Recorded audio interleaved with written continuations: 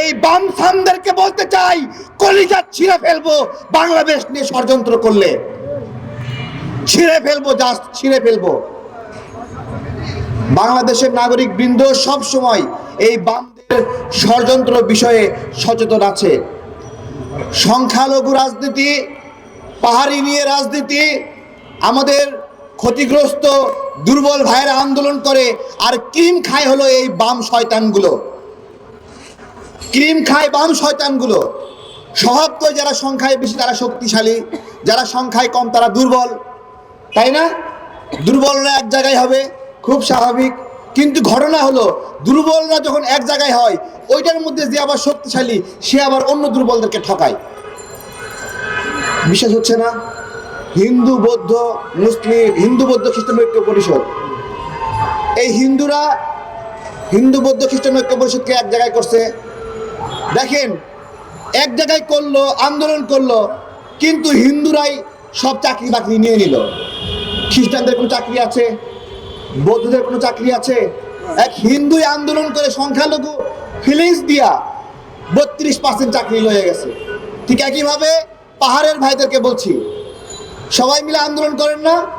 পাহাড়ি আন্দোলন, আদিবাসী আন্দোলন, যতই আন্দোলন করেন, আপনার এই আন্দোলনের মিষ্টি খায় ফেলাবে চাকমারা। কি দাদা, খাবেনি? খায়নি? খায়। হ্যাঁ, ত্রিপুরাদের খানা নাই, মারমাদের খানা নাই, ব্রোদের খানা নাই, বমদের খানা নাই, কারু খাওয়া নাই। আর সাঁওতালদেরকে কেউ স্বীকারই করে না। সাঁওতাল নামে কোনো উপজাতি, আদিবাসী, ক্ষুদ্র নৃগোষ্ঠী বা যেই নামে যে ডাকুক আছে, যে এটা কেউ স্বীকার করে না। আমাদের পাহাড়ের ভাইরা তো সেখানে একটা ঘর বানায় থাকতে পারে, সাঁওতালদের নিজের কোনো ঘরও নাই। আসেনি? ঘর আছে। এক একদিনের বাড়ির খুলিতে গিয়ে একটা পলিথিনে তাঁবু টানবে, সেই তাঁবুর নিচে ঘুমাবে। আমি পাহাড়ের ভাইদেরকে বলবো, আমরা একটা ব্যানার বানিয়েছি বাংলাদেশি। এই বাংলাদেশের সকল জাতিগোষ্ঠী এখানে আমরা এক জায়গায় করেছি।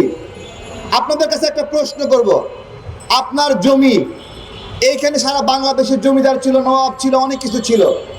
একটা বিশেষ বন্দোবস্তে আমরা এই জমিদারের কাছ থেকে নিজেরা জমির মালিক হয়েছি। আমাদের বাবারা মালিক হয়েছে, আমাদের সন্তানরা মালিক হবে।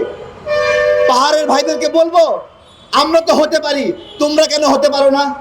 কখনো জিজ্ঞাসা করেছো? তোমার জমির মালিক তুমি না কেন?